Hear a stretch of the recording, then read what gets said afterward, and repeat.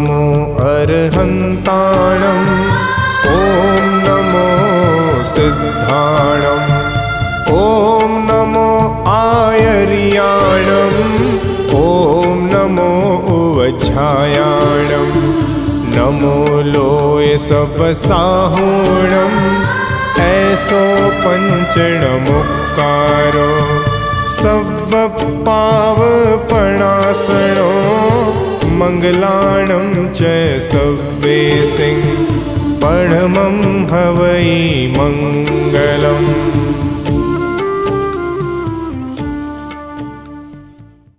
नमो अर्हन्ताणं नमो अर्हन्ताणं नमो अर्हन्ताणं। भगवान महावीर ने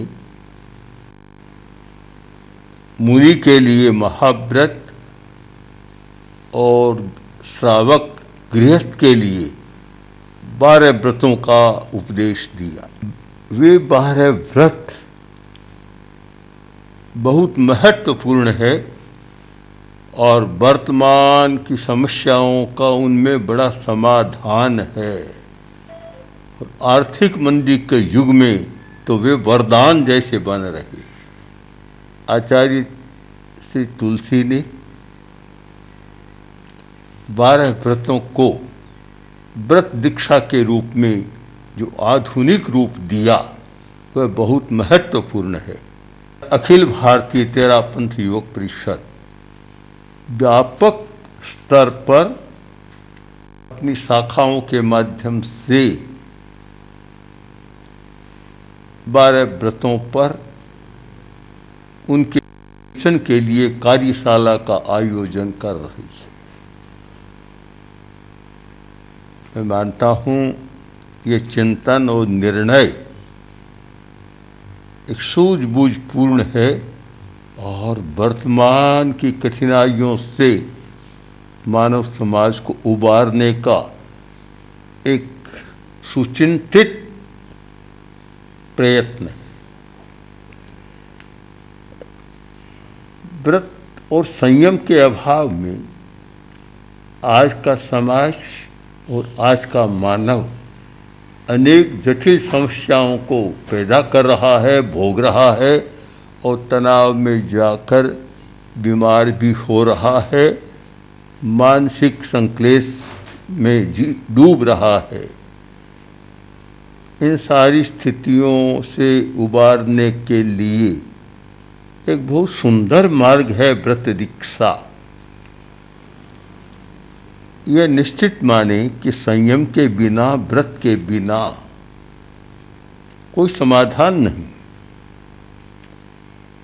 अभी 2-4 दिन पहले प्रधानमंत्री मनमोहन सिंह का एक वक्तव्य प्रसारित हुआ, समाचार पत्रों में पढ़ा। उन्होंने संयम पर बहुत बल दिया कि संयम के अभाव में हम कभी भी वर्तमान की समस्याओं को सुलझा नहीं सकते।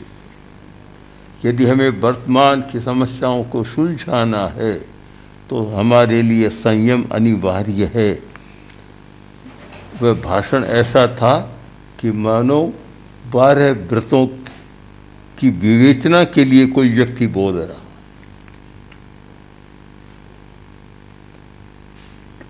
इतने महत्वपूर्ण व्रत हमारे सामने हैं।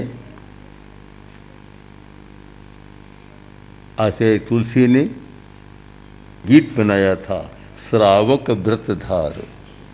इतना महत्वपूर्ण है, इतने उसमें स्पष्ट दिशाएं हैं कि उन दिशाओं के आधार पर अगर चलने का संकल्प हो तो बहुत अच्छा हो सकता है। और मैं मानता हूँ कि ये 12 व्रतों का विवेचन और फिर 12 व्रतों का स्वीकरण, ग्रहण एक आत्म कल्याण के साथ साथ समाज कल्याण और राष्ट्र कल्याण का हेतु बन सकता है। इसलिए सभी लोग पूरी गंभीरता के साथ इस विषय पर अपना ध्यान दें, कहें, सुने और उसे स्वीकार करने का प्रयत्न करें। ओम आर। जैन वाङ्मय में कहा गया है, अधुवम जीवियम नच्चा सिद्धिमग्गम बियानिया विनियत्यज भोगेशु आउम परिमीयमप्पणु। जीवन अध्रुव है और संसार के जो कष्ट हैं उनसे मुक्त होने के लिए मोक्ष मार्ग पर चलना आवश्यक है।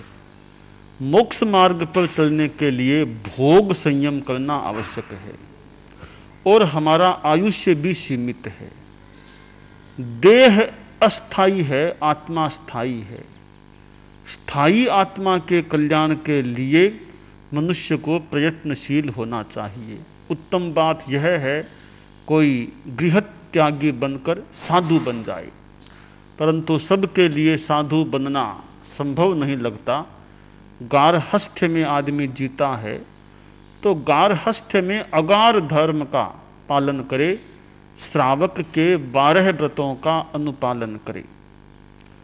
12 व्रतों को समझना श्रावक समाज के लिए अपेक्षित है और एक परिकल्पना और निश्चय किया गया कि श्रावक समाज को 12 व्रतों के बारे में जानकारी मिले और जानकारी कर श्रावक लोग उस दिशा में आगे बढ़ सकें।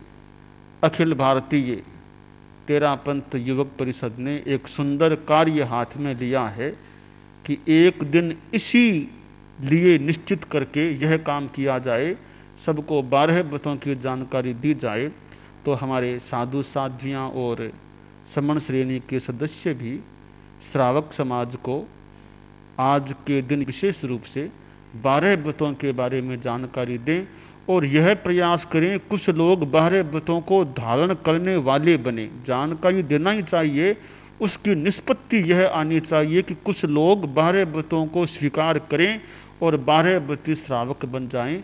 ऐसा करना श्रावक समाज के आत्म कल्याण की दृष्टि से और अनेक समस्याओं के समाधान की दृष्टि से भी महत्वपूर्ण उपक्रम हो सकेगा। ओम।